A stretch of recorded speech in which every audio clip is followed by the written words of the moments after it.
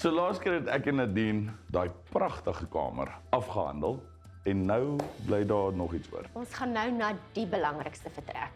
O, die troonkamer. Maar daar kort bietjie pakplek in die badkamer. Okay. En dis wat ons nou gaan doen en effens kleur.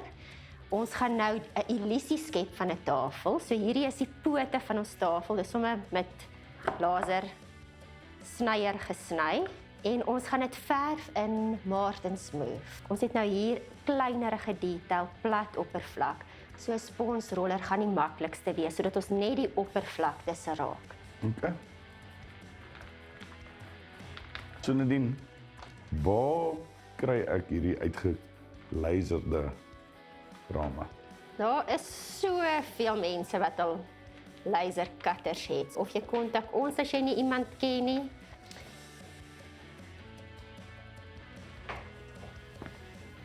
En nou gaan ons die sweefrak wat ons teen die muur gaan vasmaak, ook verf, ook in Martin Smooth, sodat dit 'n eenheid vorm en lyk soos 'n tafel. Maar ons werk nou met 'n groter plat oppervlak. Daarom gaan ons nou met 'n skaaphaarroller verf. So ek gebruik eers 'n enzyme borsel, al die snylyne en kleiner detail. Dit te verf. So hierdie MDF bord.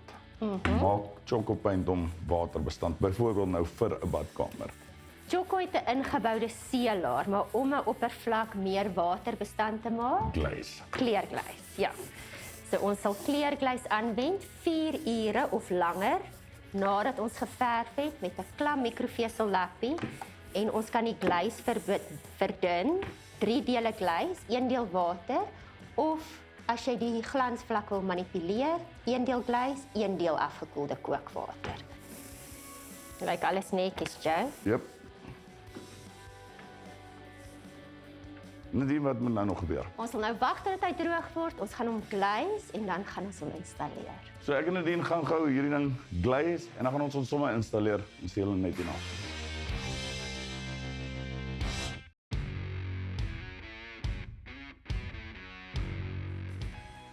So vroeër het ek en Nadine hierdie feittafel van ons geverf, geglaze en hom sommer geïnstalleer. En ek dink dit lyk netjies. Dit lyk mooi met alles wat reeds in hierdie vertrek gebeur het, die blinder wat gehang is, ons drip effek teen die muur en ook die kleur wat ons verander het hier agter ons. Okay. Ons gaan nou net die kleur bietjie demp deur 'n wastegniek op dit aan te bring sodat dit net sagkens op die oog val en mooi inskakel met die res van die vertrek. Okay. Ek gaan solank die badwater intap en wys jy my wat ons doen. Kom ek wys jou, Joe. Hier is badwater reeds in die emmer. Joe, ek het vir jou die porseleinskooter mooi afgeduik sodat jy nie op hom kan mors nie. Okay. Hier is 'n klamlap en ons gaan met die kleur daar wit bo-op verlossel was. Sagte bewegings, sirkelbewegings. Okay. Net so. Ja, net so. As jy enigstens met 'n wastegniek 'n fout maak of voel dat daar te prominente lyne is, kan jy weer met jou oorspronklike kleur later net bo-oor was om enigiets weg te steek. Moet dit sirkelbewegings wees. Ja. Okay, Nadine, wat's volgende? Goed, hier voor ons lê hakke en 'n sweefrak, alles wat ek by 'n skrootwerf gekry het. Okay. Ons gaan dit nou moet installeer.